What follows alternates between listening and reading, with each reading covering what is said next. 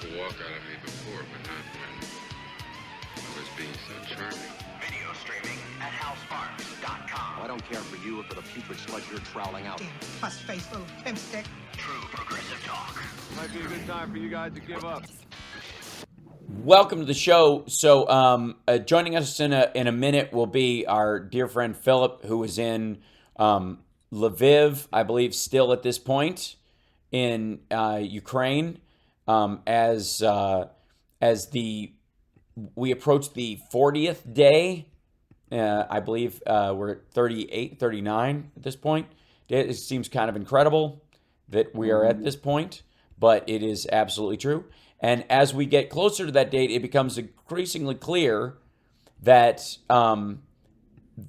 that there is no there for Vladimir Putin. It is we are in a circumstance where I'm curious about, there's a lot of people were asking in the very beginning of this, and let me bring Philip in real quick. 3, 2.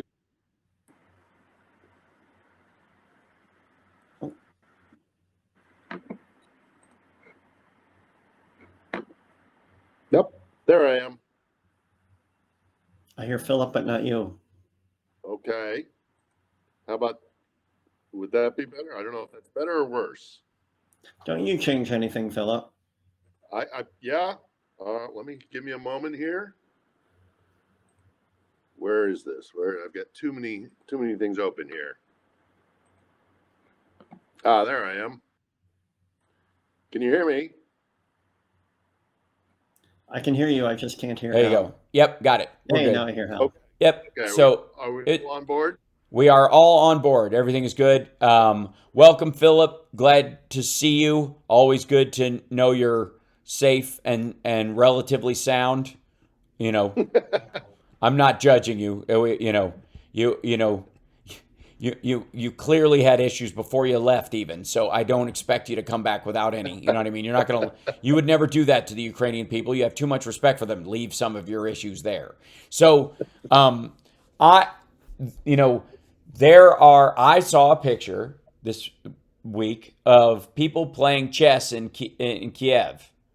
Mm-hmm. The idea being that the Russians have pulled out. There's been stories, horrifying stories, of the Russians leaving and just leaving dead bodies in their wake, not just of citizens of Ukraine, but their own soldiers, simply not taking. And this is not new, by the way. For the record, there used to be the U.S. soldiers who fought in Afghanistan or in Syria and other places like that would say, like, the Afghans or ISIS or Al Qaeda, they come and get their dead. The Russians don't. No. This has been a constant. Right. Go ahead. It's even worse than that. We're starting to also hear reports of them booby trapping bodies, so that when people actually go to try and clear out the dead bodies from the streets, and I've seen videos from areas around where the bodies are just littered all over the place. Civilians, Russian soldiers. It's really depressing. It's been a tough week, Hal. I'm not gonna lie. It's been a tough week. Yeah. Max Levin, who's a war photographer, was found shot dead. Yep. He's Ukrainian himself, but he, photographed for Reuters and all these other sites, AP and other things. And it's not surprising that you've got the Russians in a situation where I don't think they're going to want to see, they don't want anybody documenting what's going on anymore. Not absolutely targeting journalists. Yes. 100%. No question. And not just because of, secrecy, our picture's going to get out of what we're doing. No, none of that. Simply ego and war crimes. And to intimidate the press corps. Right. Intimidate the press corps. Hide what they're doing in the shadows. Yes. It's the usual litany of stuff. So, yeah, but they're definitely targeting. I mean, they're targeting civilians. They're targeting Yes. anybody. They're just they're using these thuggish techniques, and I fear one of the reasons it's been such a difficult week is I fear it's going to get worse before it gets better. Sure. We've seen them pulling away from Kiev, but not in any significant numbers. And it's an open question as to whether that's to pin down the Ukrainians so that they can't then pivot to the southern coast, Right. or whether or not it's because they still have aspirations to try and take the capital, and this is just a stalling technique while they reorganize and resupply. But there's a lot of stuff that's been going on that's really troubling, and I think the false optimism we may have had at the beginning of this last week, when we, at least they were sitting down and talking in Turkey, disingenuously from the beginning, but still, any kind of optimism we might have had when we saw the Ukrainian offensives actually working, I don't feel very optimistic right now. I think this war is going to last longer than we had. I absolutely believe that's the case. I never had, every single time the Russians have started some sort of peace talks, there has been a corresponding act of violence and BSing and shenanigans going on with it, including the possible poisoning or the blasting with a microwave ray.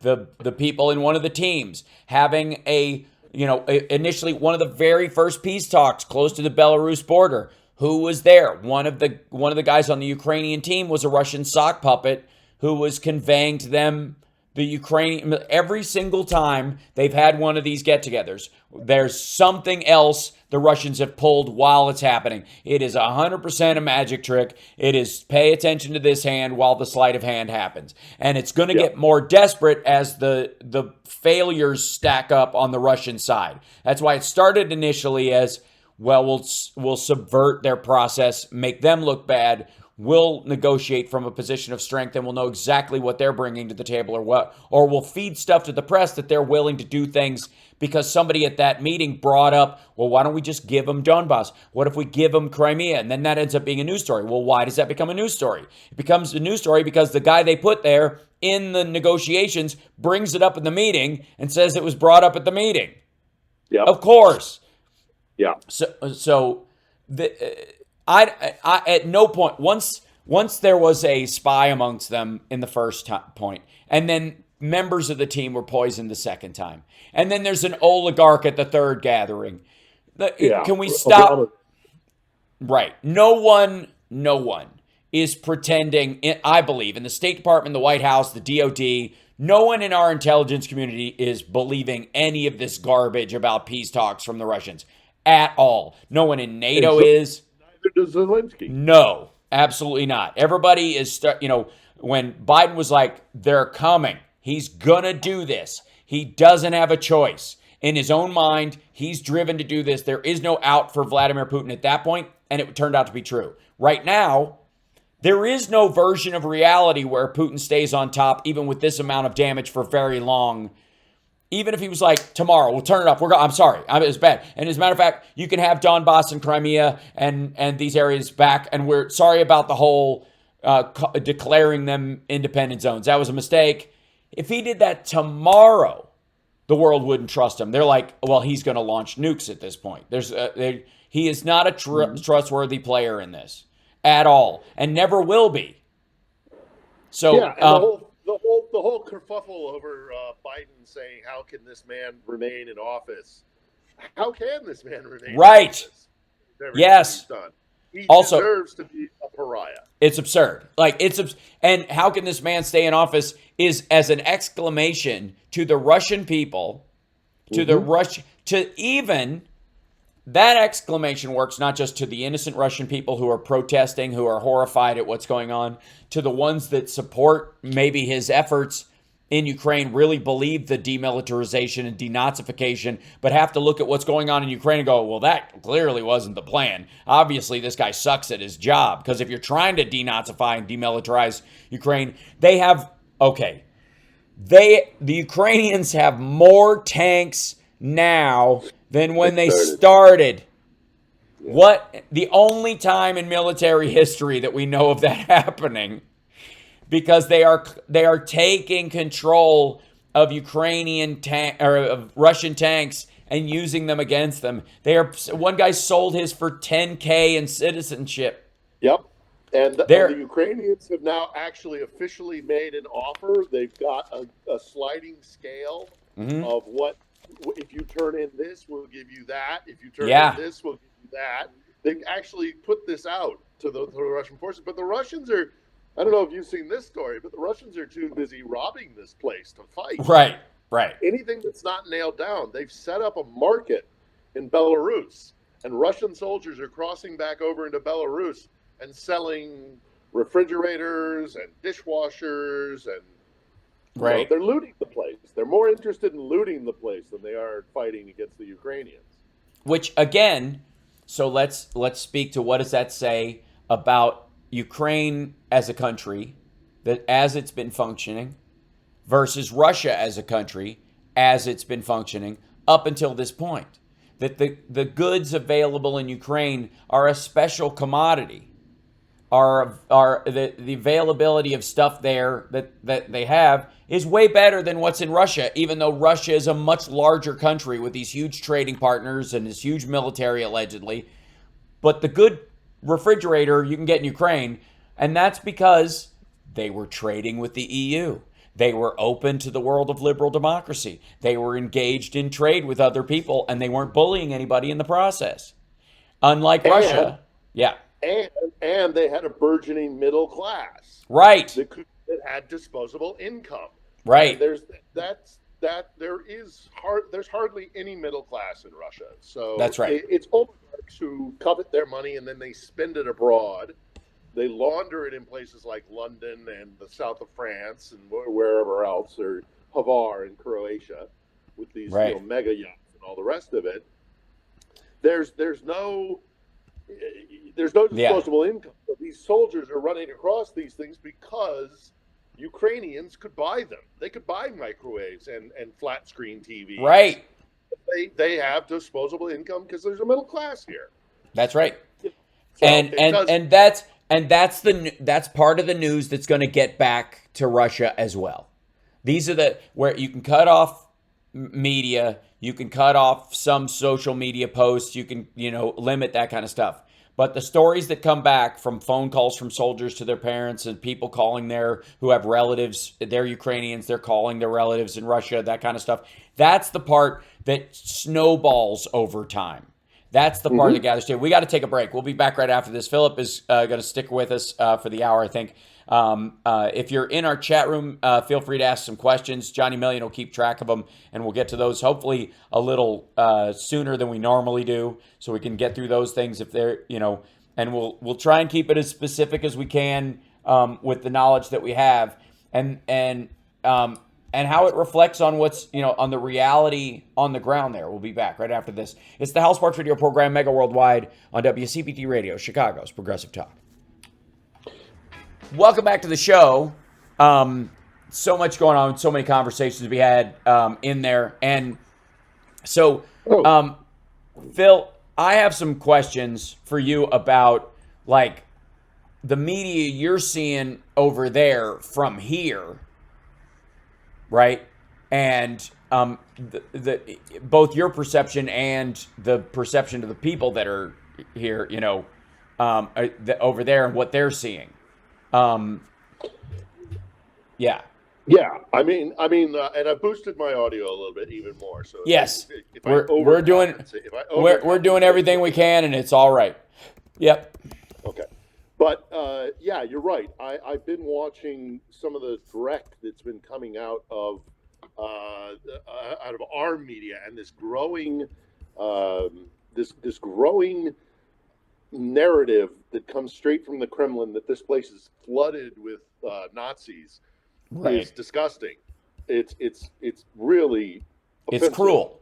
It's cruel. It's cruel. It's Yes. cruel, and it's based around two things that the Russians love to batter on about, and that is a guy by the name of Stepan Bandera, who Yep. was a Ukrainian nationalist who led a nationalist movement during the Second World War and who fought with the Nazis and was a war criminal. And I argue with my Ukrainian friends quite often that he should not be lionized, but they see him in a very different light. And they also say that his history was manipulated. But millions and millions of Ukrainians also agree with me. I had dinner with one last night who said, "Yeah, I argue with my family about him. Sure. He should not be lionized." And then they like to talk about the Azov Brigade. Even today, actually, they put out a thing saying that the Azov, there was a person that they had kidnapped. They'd taken to Russia from Mariupol.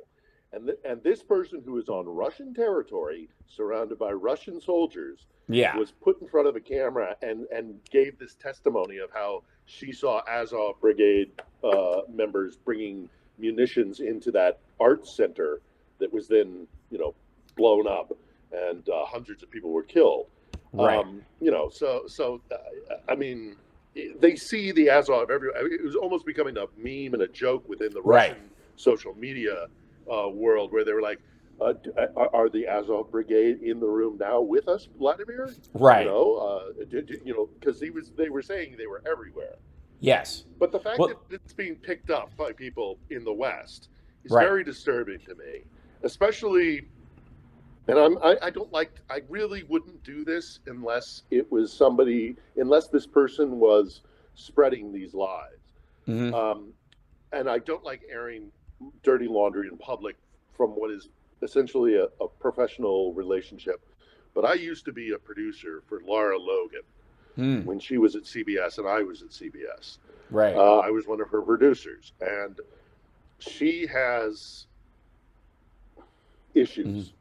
Yes. And again, I don't want to air this in public, but I have to address it because some of the stuff that she has been saying is just straight out wrong. She's never been to this country. To my knowledge, she has never been to this country, and yet she is saying openly, repeatedly, that the country is just filled with fascists and Nazis. Well, she's never been here. She has no idea what she's talking about. Right. She's regurgitating talking points directly from the GRU. Mm-hmm. And I expect that. I expect that from Alex Jones. I expect that from some of the crazies. But Laura at one point was a journalist. Absolutely. I remember her coverage of the Iraq War, and she was a realist about that kind of stuff. And for those of us that protested against the Iraq War, were active against that part of it. She was one of the voices that was there that was like, this is not good. This is not going the way it should, blah, blah, blah.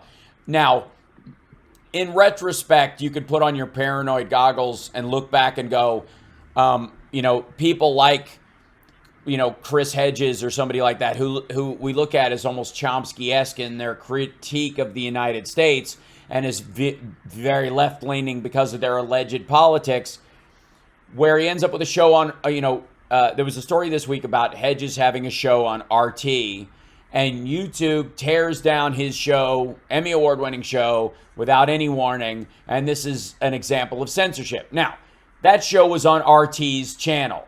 RT's channel went away. It wasn't targeted towards his show. Their whole business went away because they are a propaganda arm of a state government. And apparently that's fine on YouTube for a time until you start using that to excuse an invasion and declare that you're, denazifying an entire channel or an entire country, and your channel has on it a mix of state hosts, Russian ones, who are parroting that idea, and American hosts who one would hope will eventually, even if they're selling these stories, has to at least go, well, the plan isn't going very well, and there's no real reason to, for this invasion. We're against invading countries in an imperialistic way. That's why we were hired to, as American critics in the first place. And then, you have people like Lee Camp, who I think would genuinely at some point have gone, it's wrong. The Ukraine war is wrong. But they killed RT America before any of the hosts could do that. That was the point. And Hedges' channel went with it. Yeah. He was one of these people who was saying the same story. Right.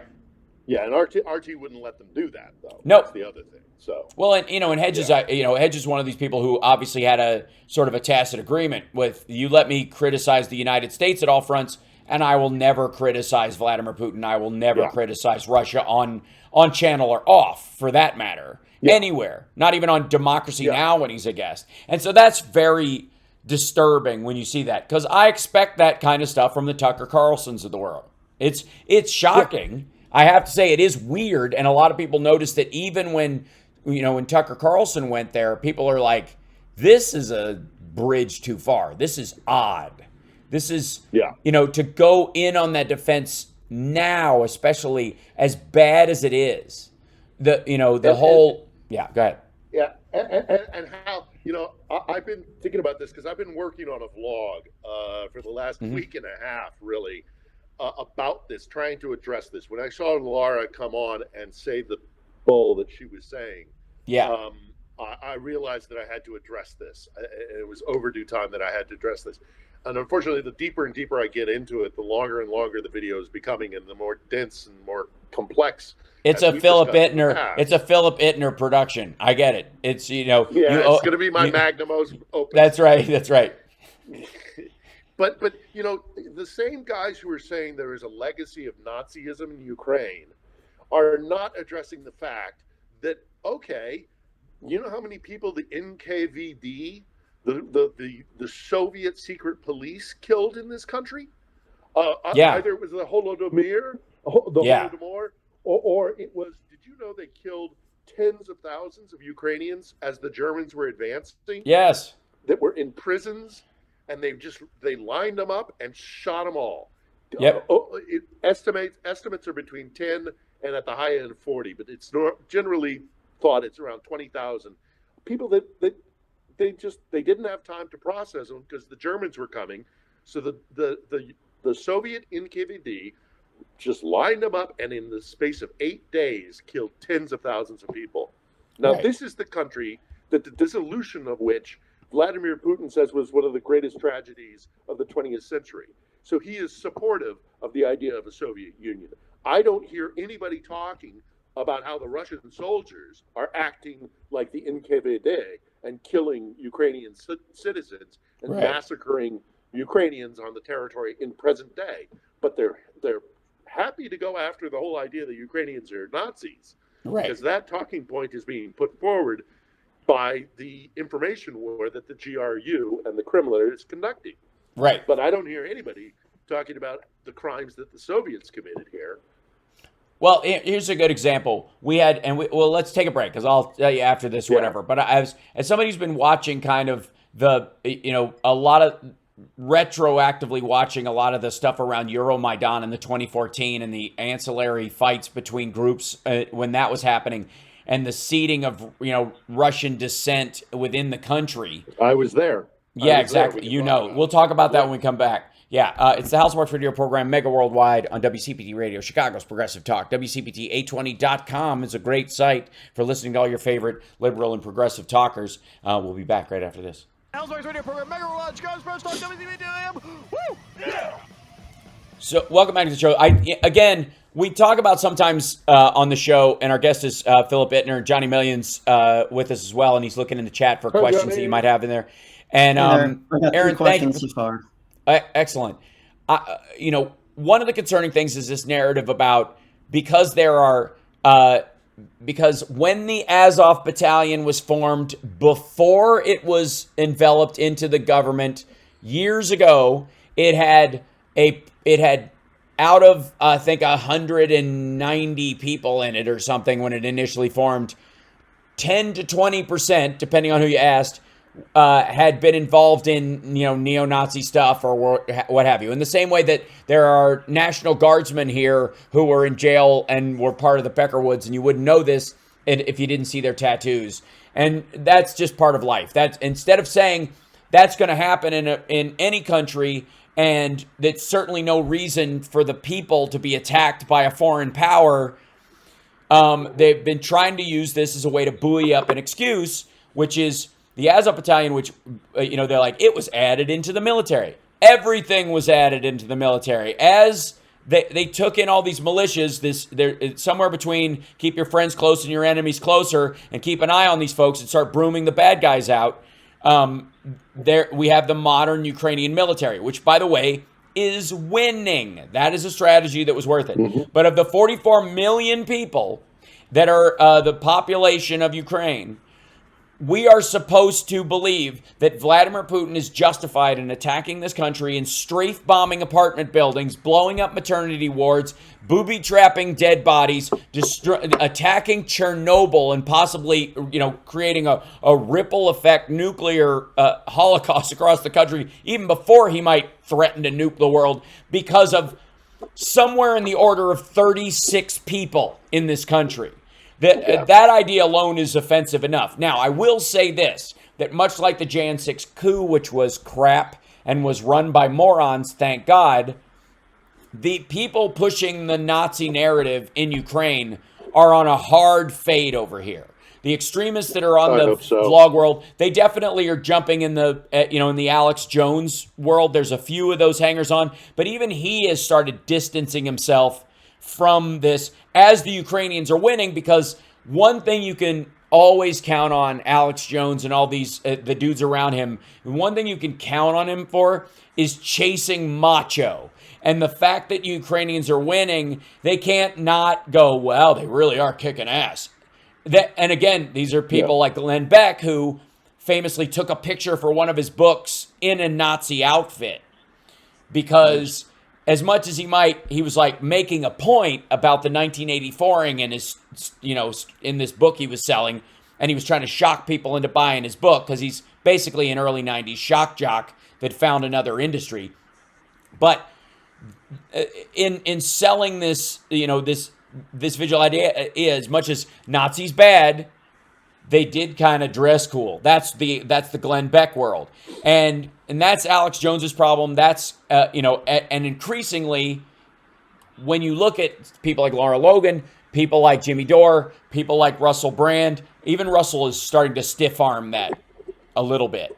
So I hope so. It's yeah. I mean, I keep track of the more extreme ones, so it might, it look like there's more of them than there are, but they frankly are not. And but I do want to say, let's get to the questions, because I know they have them. So, but you're right. There are Nazis here, but and there are fascists here, but it's a very, very small percentage. They've been weeded out. They didn't win in the elections, and in addition to that, unfortunately, there's a line of communication coming out of Ukraine that I think is unfortunate, is misunderstood in the West.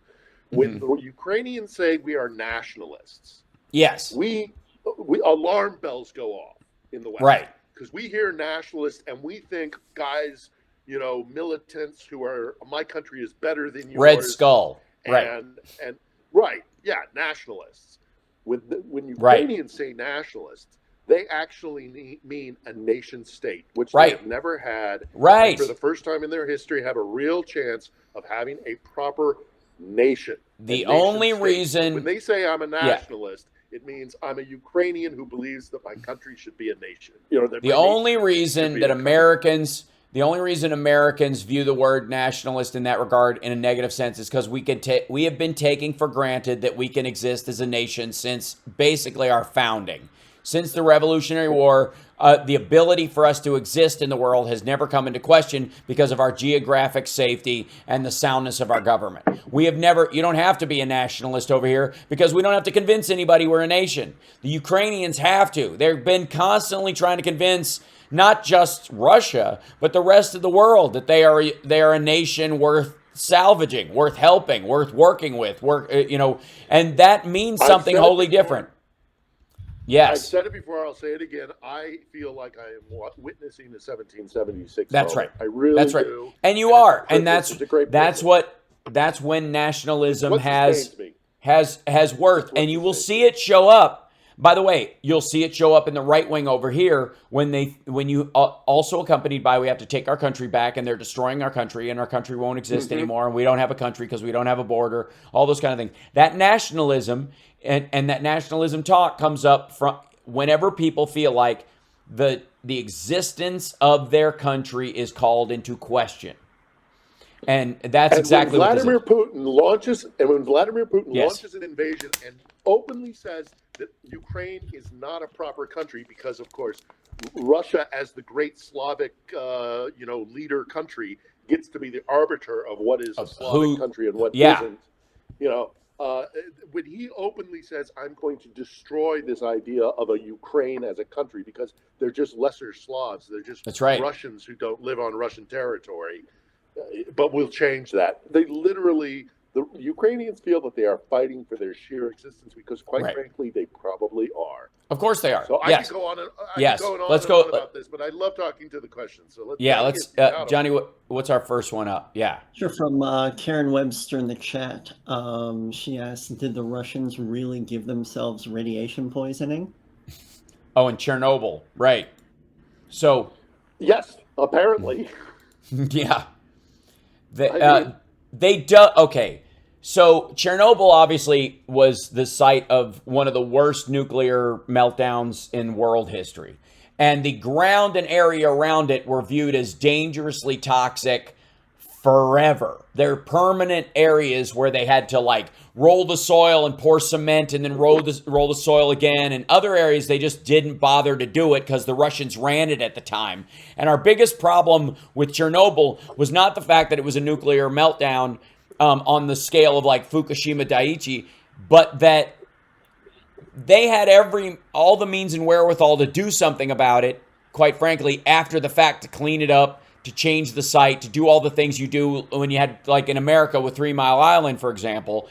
And they didn't, because they don't. They don't care. They weren't even securing their nuclear weapons properly. That's our biggest fear in the world right now, is a dirty bomb controlled by Pakistani militants or Al-Qaeda or one of these groups that comes from a satellite Kazakhstan chunk of the former USSR that oh my God, look what we found down in this vault under the ground. Another 9 warheads that nobody has bothered to keep listed, right? So they started digging foxholes in the Red Forest. They started digging trenches in irradiated ground where the Russians initially had only effectively poured 6 feet of dirt over stuff. It's amazing. Yeah, I've been to Chernobyl. I was at Chernobyl in 2001, and you had to, as you left, you had to go through a system where you put your 2 hands on a radiometer and it measured your radiation levels. And I was there for all of about 6 hours. And it was a press tour to mark, I think, the 15th anniversary of the accident. And I was there for maybe 6 hours, and we were told by Ukrainian authorities, you get 6 hours in there. That's it. Right. That's it. And it's a hard time. You got a hard out. You're in. You go to Pripyat, which is a weird, eerie ghost town. Which people were. You watch the miniseries. It's really disturbing. They literally marched in and said, "You got 3 hours. Get all your stuff, and we're getting you all out of here." So you walk into this town, and it's like, in 1986 Soviet Union. I mean, all the murals are still up, and they're still. Schoolyard. It's frozen in time. Eerie and weird. Yeah.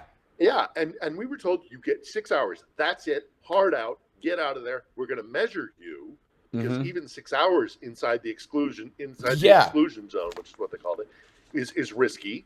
And so I got measured, and they said, yes, you've been irradiated, but no more so than an X-ray or something. So don't worry about it. You can go back to your hotel in Kiev. Right. Yeah. But if you stayed any longer, and if you were digging in the ground and laying around in it, oh my God!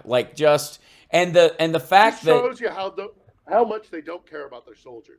How much they don't care about their soldiers. Right. I will say the latest news that just came out of apparently Russia has threatened to end cooperation with the International Space Station. To wit, I would say, boo friggity who. Goodbye to bad rubbish. I don't like it's at this point. They are an untrustworthy partner in that circumstance, anyways. I don't believe in that anybody is going to be wanting to send their astronauts to Kazakhstan for a launch anytime soon, and we don't need it. We don't. No. We have two different companies between Musk and Bezos that, and then alongside NASA, have the ability to rotate launches forever. We don't. Honest to God, it's like. The reason Russia was involved in a lot of things, and I honestly believe Russia thought they were involved because they were needed.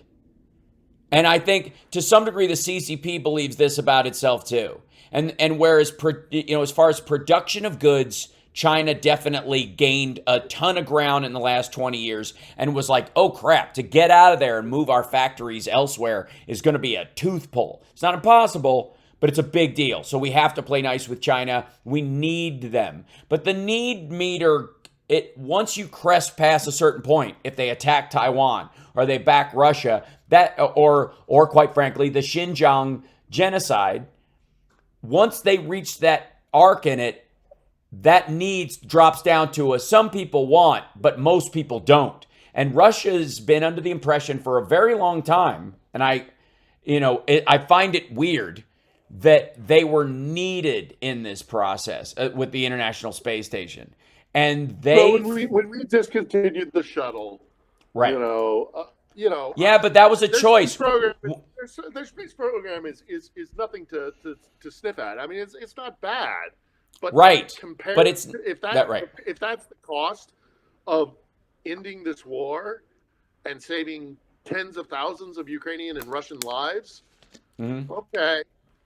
Well, also, my feeling about it overall is that we discontinued the space shuttle and moved to another thing, and we incorporated the fact that the Russians had a space program into this because everybody was playing on a relatively level playing field, and they weren't invading places, and they'd kind of reached a stalemate at one point, and Crimea dusted that up, but that wasn't the space program's fault, which is totally tied to their military in ways that people accuse NASA of being in the United States that it isn't, but on a total scale over there.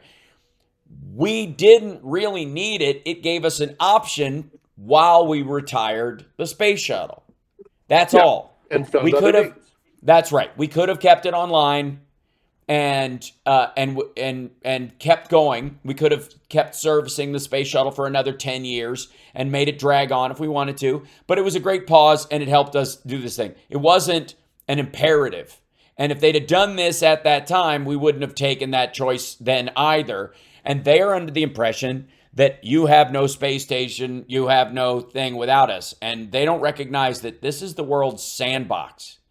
And and I think that's a big wake up in a modern era for liberal democracies and the rest of the world, that's the kind of line we can now, with the alliance of Western democracies and NATO being reinforced and a belief in democracy and the powers of it, like where basically all the democratic countries that took it for granted, again, didn't use the word nationalism in their own state because it was embarrassing, and they stiff-armed the idea because you shouldn't have to, are suddenly waking up to the fact that unless we're working towards democracy, especially in our own countries, there are people actively working against it who would like to bring it down. And these folks need to know that the world sandbox, the monetary system, all the good things, the modern society, the ability to build a middle class like Ukraine was doing, the ability to have creature comforts and engage in trade and all these things are predicated on the idea that you're not a lone wolf psychopath opening fire on every possible area that you could go into. And we always have to check ourselves. All right, is this the day he snaps and goes postal?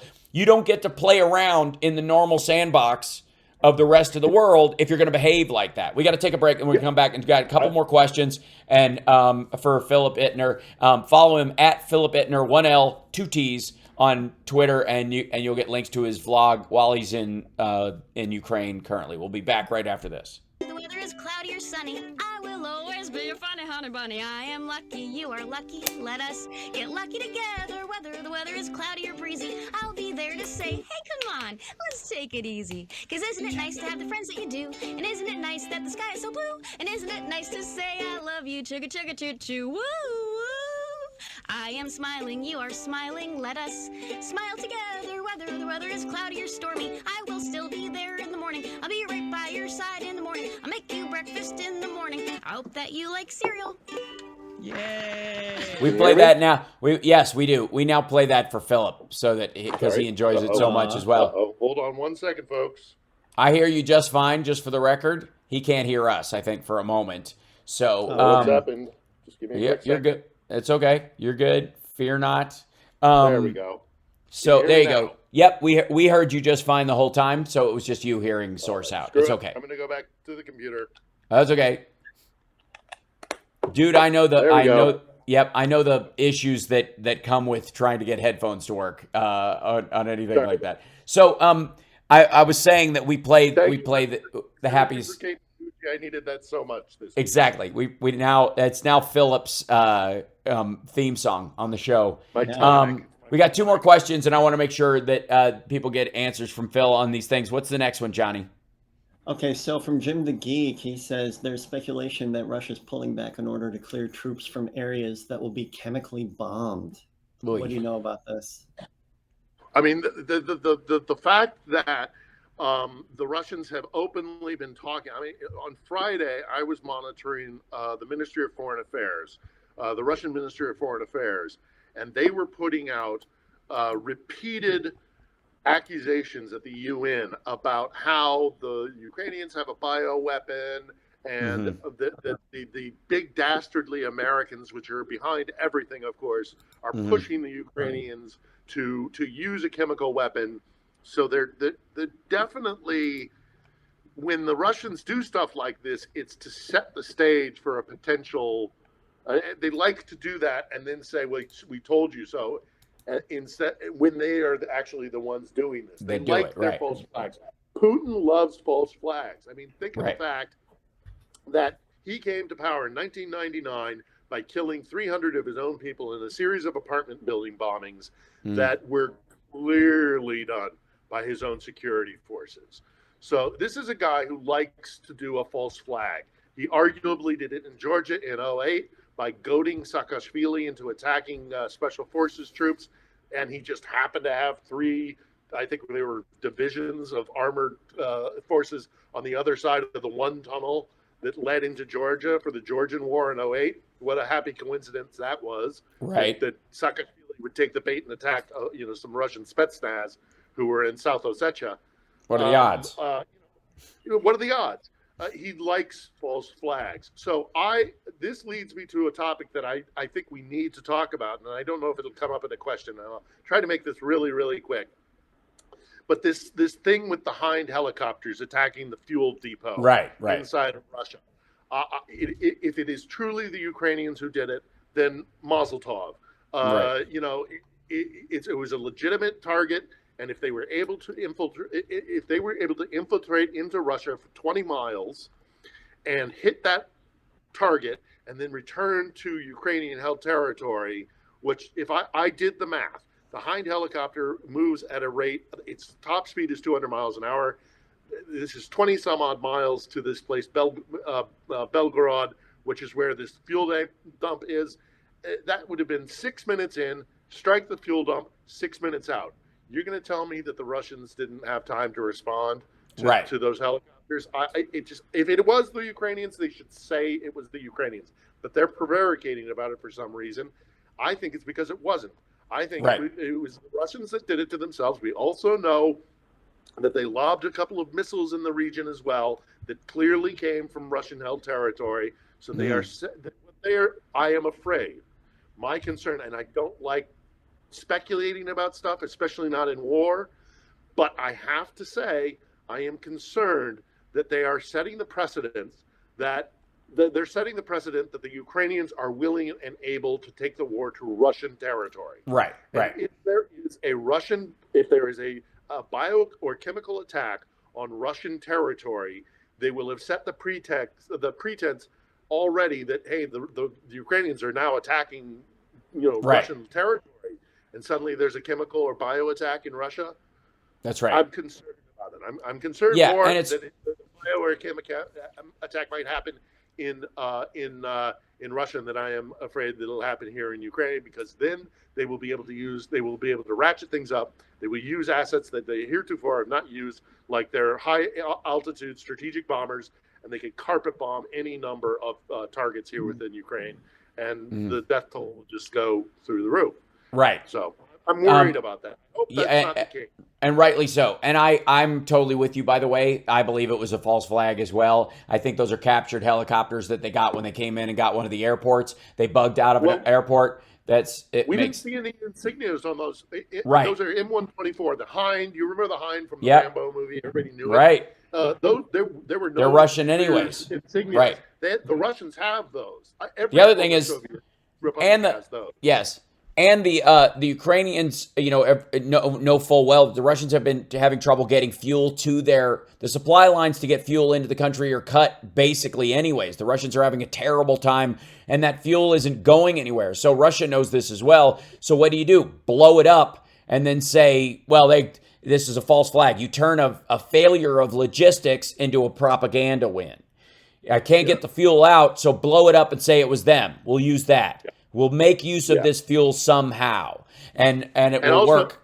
Also, there's a town very close to the Ukrainian border that is now called Volgograd, but it is one of the hero towns of the former Soviet Union. Used to be known by a name Stalingrad. Right. That's within conceivable striking distance of the Ukrainians, and that would just incense the Russians no end.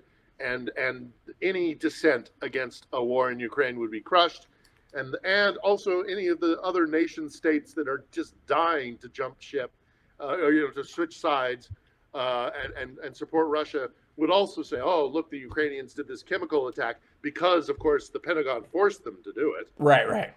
It's a proxy war. It's got to be a proxy war. These people couldn't want to be free on their own.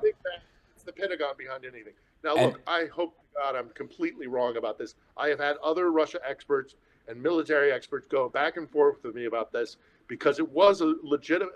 They have fuel issues and they have supply issues. Yep.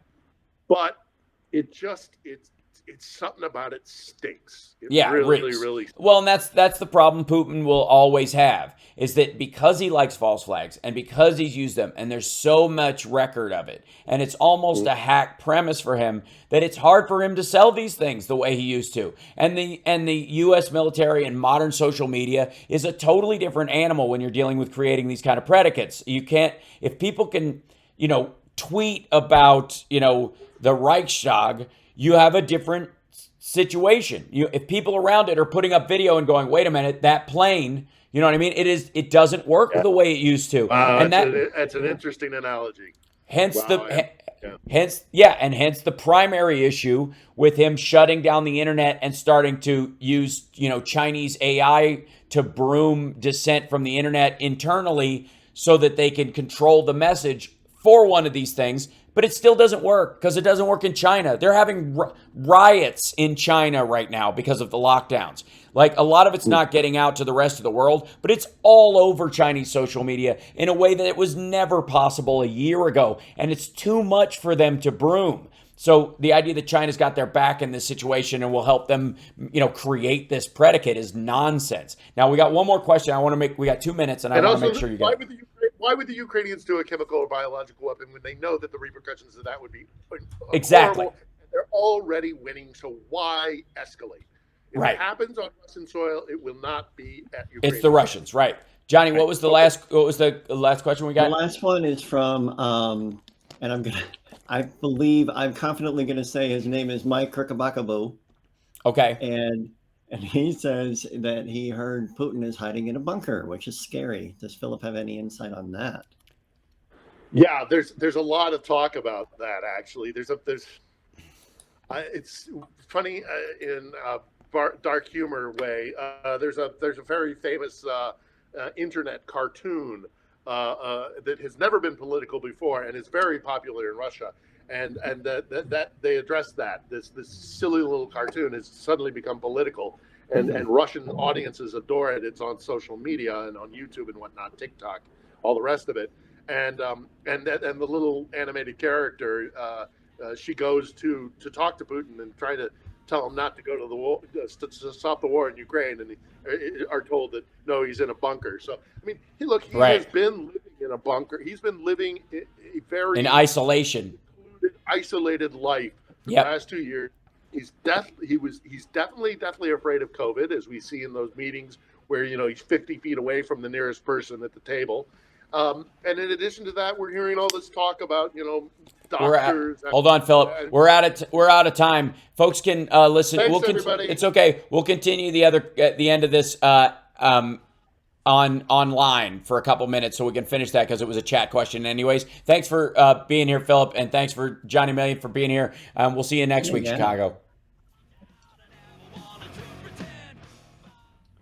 Thanks, Chicago. Thank you. Yeah. Thank Cheers. you. There we go. And so are you doing the Trump rally tonight, Hal? Yes. Yes, and I my am. And I thought my psychological state was at risk. No, actually, like I said, I find great solace in how bad the wind down is happening in Trump world.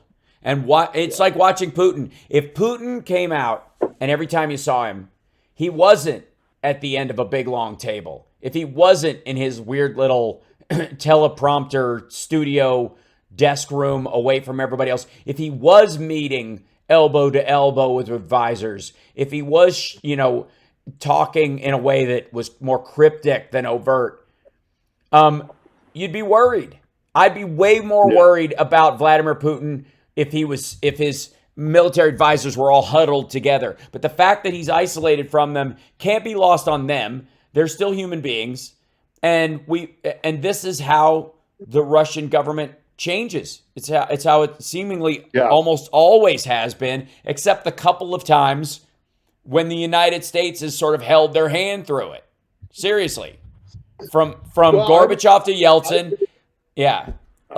I made the point in this Magnus Opus a vlog that I'm still slogging through that you can say what you want about Ukraine, and but to argue that it's not a democracy is ignoring the fact that Ukraine, in its short 30-year history since the dissolution of the Soviet Union in 1991, has had 3 peaceful transfers of power in free and fair elections, arguably a 4th.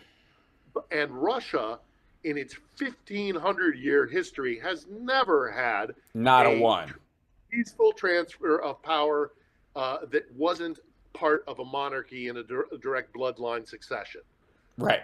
So you tell me which is the democracy and which is the fascist state. That's right. Johnny, I don't want to. Stories about Putin are really weird. Even some are really eccentric, like the idea that he bathes in blood from reindeer antlers. I mean, that's the hilarious. Concept that would be even remotely possibly true just shows you how cuckoo for Cocoa Puffs that guy is. Well, and again, so one of the big fears about COVID specifically is, even with a mild case, studies show that some people's brains shrink with it, and it's not ubiquitous across. It's just it's a secondary effect in some cases. And the part that worries me about COVID more than anything else, when the conversation comes up, is the fact that it did in fact originate in China, like blow off the whole lab leak wet market, any of that stuff. They were aware of it before everybody else was. Russia has a great relationship with China, more open and better than ours, arguably. I mean, it's because they have an enemy in common. That's right. They share that enemy, and Xi Jinping has a zero COVID policy, and Vladimir Putin seems to fear this more than polonium. That's a rough one. Yeah, look, when the Putin regime ends, which inevitably it will, I think we will find out that they were hit by COVID far worse than what anybody knows. Yeah. No question. Out in the provinces, I mean, we have no idea how bad they were hit, but I bet you they were hit a lot harder. Statistically, so China, for example, Shanghai is completely locked down right now. Somewhere in the order of 50 million people in China are directly affected by lockdowns in the ancillary areas around Shanghai and out through the rest of it. And in elder care facilities, there have been people posting online about how many hearses are showing up in front of the place, where there's literally a traffic jam of hearses taking bodies out of these places, which makes total sense in a population that size, in a area where the disease is, all over the place, where the Chinese vaccine has been fairly terrible. It's not as well thought out, and it's not as functional. It doesn't work against the other variants, so it basically became useless the minute Delta showed up. And how many deaths do you think China has said have happened in elder care facilities around the Shanghai area? Zero. Oh, Not even. That's right. Like saying Putin won the last presidential election with 104%. Right. Turnout. Zero. I mean, at least China has had less than 5,000 deaths from COVID total, according to their official numbers. They stopped. At least give us a number that we can at least pretend to believe it. They stopped counting numbers in December of 2019. Period. End of story. And statistically speaking, if they are anything even remotely close to every other country as far as population density, transmissibility of the disease, availability of treatments and vaccines over the time scale that it has come out, there is no way that less than 17 million people have died of COVID in China alone. Russia has similar BS numbers. They don't have near the population, but they do have packed city centers and a lot of elbow-to-elbow life. And, you bet they do. And that also puts them in a situation where you're talking about a minimum of 1 million people. And there's cities and towns that are east of the Urals are so sparse and so distant from one another that if you did have a massive breakout, you could absolutely hide it. Yes. Well, I mean, and the lifespan, the life expectancy of everybody there is so bad anyways. Because of Good alcoholism Lord. and their right. their ways, their bad habits. The sad, you could swear, that's true. The sad part in terms of, China and some of your more harder regimes, and even some, I would argue, in the right wing on our side of the pond, is this idea that, you can't have an omelet without breaking some eggs, and you can't save everybody, and you got to cull the herd now and again, and some people just aren't going to survive, and people who are a drag on society are it's the same excuse they use for they shrug off some opioid deaths the same way, were you really going to salvage that person? You know what I mean? They do that kind of thought. Well, China doesn't. We do that. We have people in our country who do that on a material level and emotionally kind of have to sell it. Yeah. In China, they don't have to sell it at all. They don't have to sell it at all. Yeah. And it's like a very wise guy on Russian studies actually opened my eyes to a thing years ago when we talked about the mass deportations that happened during the Soviet Union and all the Gulag system and all the intellectuals that Stalin was afraid of that he sent out to break rocks. Well, some of these guys were atomic scientists.